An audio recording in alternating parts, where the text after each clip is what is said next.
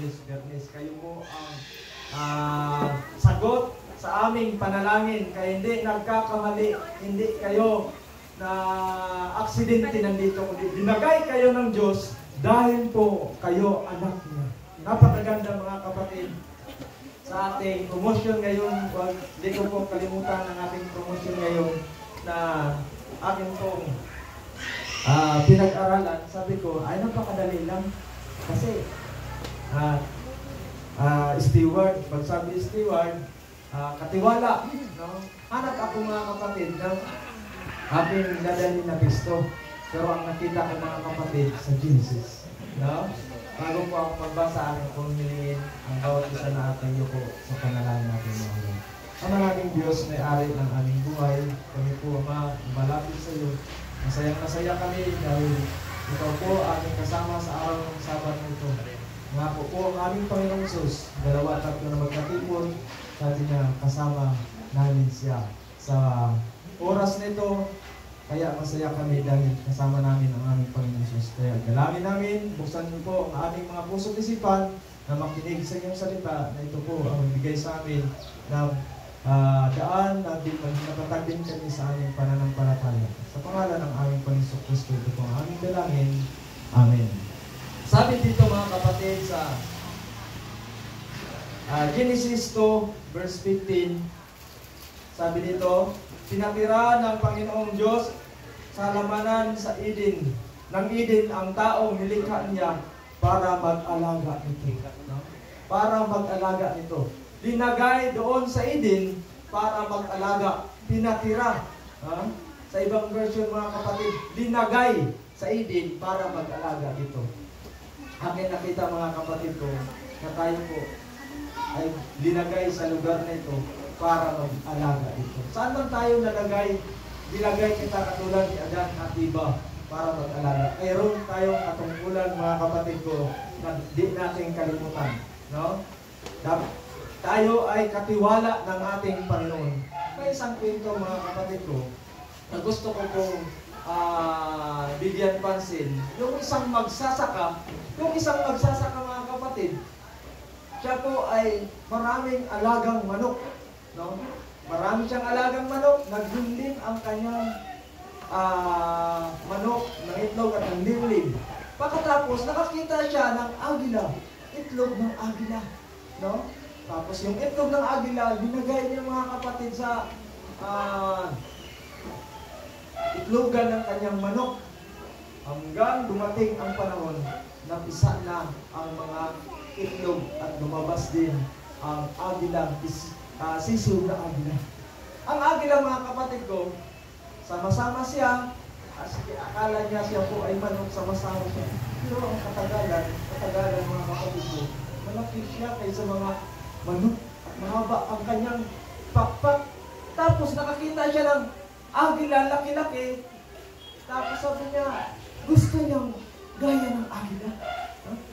Gusto din niya mag-gaya doon. Hindi na siya gusto magaya sa mga manok kasi nakita niya, ibang hitsura niya. Minsan mga kapatid, gusto ko kung bigyan natin pansin na tayo po mga kapatid ko, hindi tayo taga rito. Tagalangit tayo, sabi sa Pilipos 3:20, ngunit para sa atin, ang langit, ang tunay nating bayan. Kaya sa Adan, Eva, linagay sa Eden para mag-alaga, katiwala. Tayo mga kapatid ko, nandito. Kung tayo nag-Diyos, huwag natin kalimutan. No? Kasi makalimutan natin mga kapatid, sama-sama tayo sa mga tao na hindi naman talaga tayo kaparehas nila. No? Iba tayo. Ang kanilang pangarap, iba sa pangarap natin. Langit ang pangarap natin. Uuwi tayo doon. No? Kaya mga kapatid, bantayan natin mga kapatid. Baka nakalimot tayo. Baka pahayay ang ating buhay. Pabayaan natin ang ating pamilya, iglesia. Ang mga kapatiran, mapabayaan natin. Ang ating mga katungkulan, mapabayaan natin na tayo katiwala. Papasalamat ako na pag-alis ko dito at yung natira dito, mas natag pa rin. Wala akong nabalitaan na ganito lang ginagawa, wala na sa pananampalataya. Masaya ako dahil ginampanan nyo ang pagiging katiwala ninyo. O saan man tayo malagay mga kapatid ko, katiwala tayo doon. Ay, sila lang, hindi ako.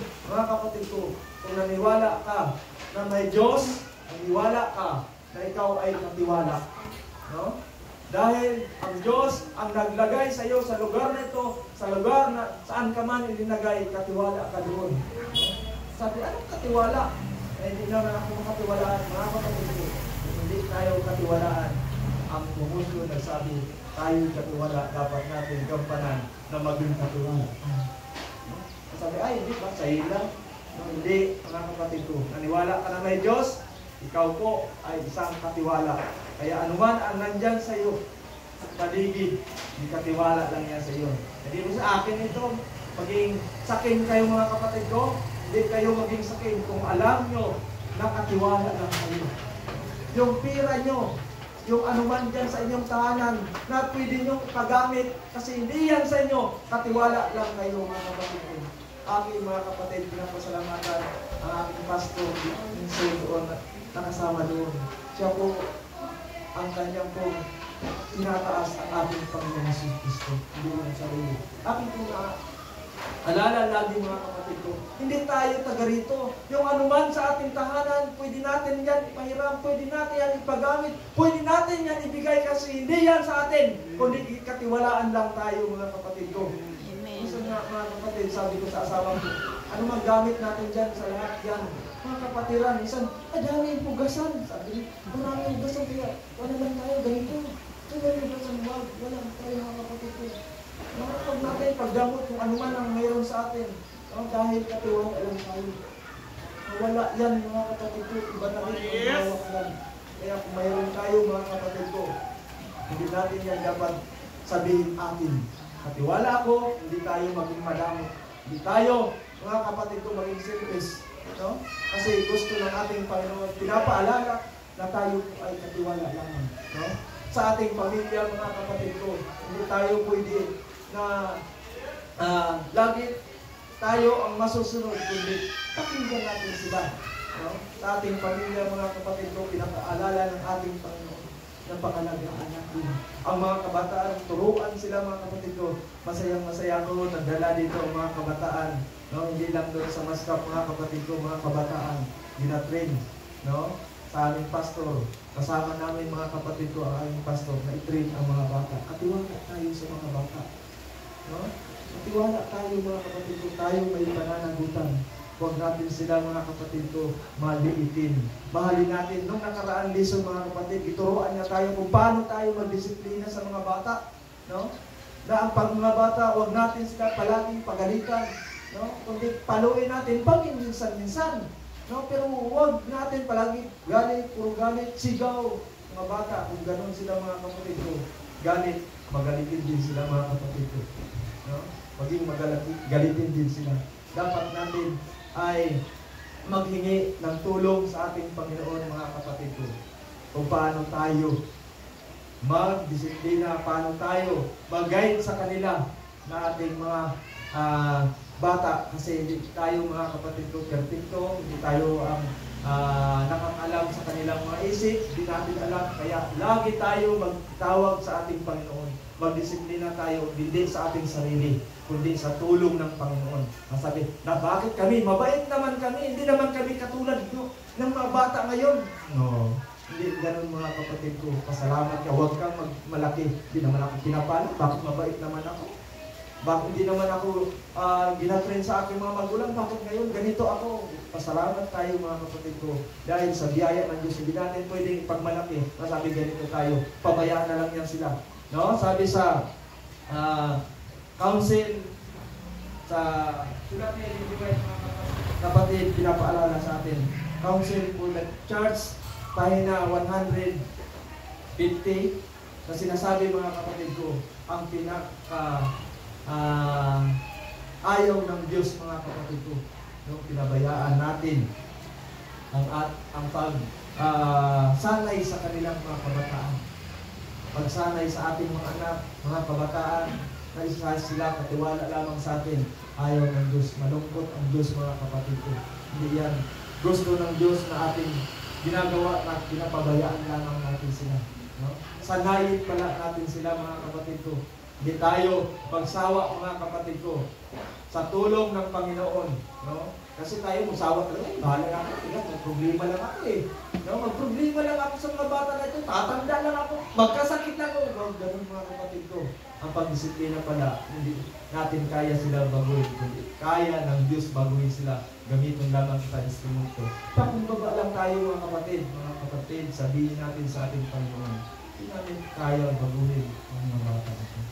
No? Ang pinakita, mga kapatid ko, sa aking napagmasdan sa pastor namin doon sa Masbate. Kung nakakilala kayo, Pastor Praso, taga Cebu, mga kapatid ko. Siya po ay hindi Adventist. Tapos nag-eskwela siya sa aking eskwela ng Adventist. Naging Adventist siya, ang mga magulang niya nagalit. Bakit siya nagpastor? Pagkapastor niya, nagkaroon siya ng anak, ng pinakamapasaway na anak. No? Kahit doon sa simbahan, grabe, pasaway na mga bata. Pero ang ginagawa ng mga kapatid ko, lagi niyang dinadalangin. Pinapalo niya ang kanyang anak, pero hindi siya nagagalit. Hindi, anak, hindi ako galit sa iyo. Pinapalo kita, gusto ko magbago ka sa tulong Panginoon. Manalangin sila. Pagkatapos nila manalangin din yung anak. Anak, manalangin ka rin mga ito, suri. Ginagawa ko yun sa aking anak, mga kapatid ko. Kaya nakikita, nagbago ang aking anak. No?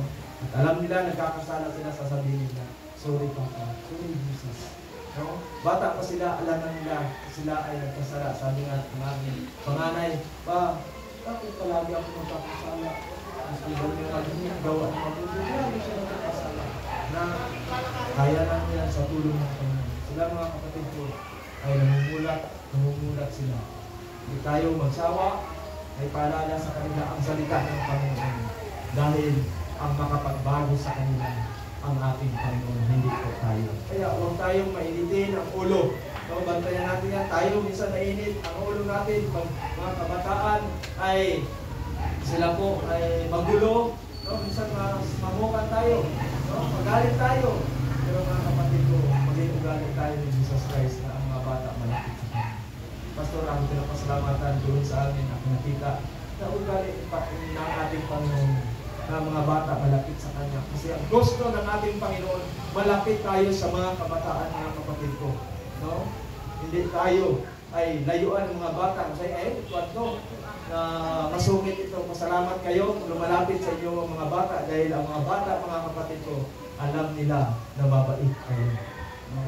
Dapat natin, mga kapatid ko, alalahanin ang ugali ng ating Panginoon Jesucristo. Siya po napunta dito upang ating pong sundan ang kanyang pag-ugali at yan ang ating gagayahin. No? Sikapan natin, mga kapatid ko, dahil tayo, mga kapatid ko, hindi tayo makapunta ng langit kundi dahil sa ating Panginoon. Siya po ang pinadala at yun, sundanan siya sa pag-alaga sa kanyang mga tupa. Ganon din tayo, mga kapatid ko. Tupa dito sa iglesia, tupa sa ating mga tahanan. Kailangan, mga kapatid ko, ang tulong ng Diyos Ama. Hindi niya tayo pababayaan. Dahil linagay niya tayo sa lugar na ito.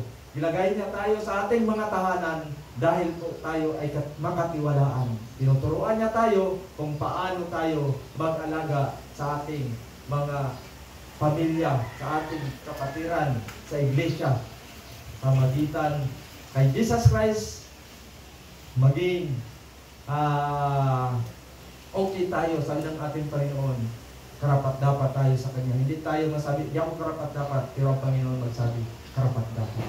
Kung nagkamali ka noon, hindi pa huli ang lahat dahil buhay pa tayo, mga kapatid ko. Buhay pa tayo, magbabago tayo. At idalangin natin, mga kapatid ko, yung ating mga mahal sa buhay na hindi natin naalagaan, hindi natin napayuhan sa tamang daan. Sila po mayroong pagbabago sa tulong ng Panginoon. Kaya lagi tayo magtiwala sa Diyos, hindi sa ating sarili. Si Jesus Christ, ating itaas sa ating buhay. Pasalamatan natin lagi siya, mga kapatid. Pinapakita niya sa atin na hindi tayo taga rito, kundi taga langit tayo, mga kapatid. Amen? Murihin ang Diyos sa langit, pagpalain tayo. Magtiwali ko, nawa ay maging katiwala ng kaya-aya sa ating Panginoon. Pagbalik niya, sama-sama tayo at sasabihin ng ating Panginoon, makatiwalaan ka sa maliit na bagay, katiwalaan ka sa malaking bagay. Pagpalain ko.